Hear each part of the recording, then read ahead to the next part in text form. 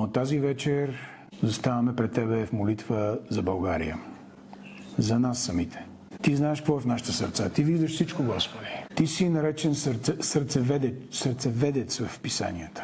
Ти водиш сърцата на всички народи. И тази вечер се молим за водителство. Да ни водиш обратно към себе си.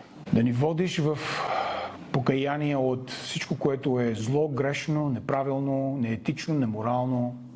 Това, което ти наричаш грях. И да ни доведеш на място на покаяние. Цял един град се покая. Над 100 000 души в този голям метрополис чуха посланието на пророка и се покаяха. И ти се смили, им даде много години още живот.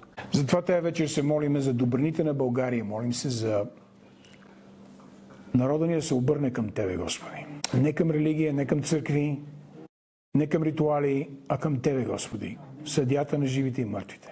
Признаваме, че Ти си единствен Бог и няма нищо друго и никой друг, който е Бог.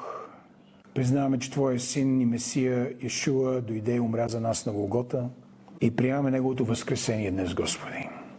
Неговото възкресение, което е триумфира над смъртта и над злото. Затова ни води днес, Господи, в Твоите пътища на покаяние. Възстановявай, изцелявай. Възстановявай семействата. Изцелявай, Господи, душевно, духовно, интелектуално, по всякакъв начин, за да видим земята изцелена. И се молим също за Европа, Господи. Твоите планове за Европа, Господи.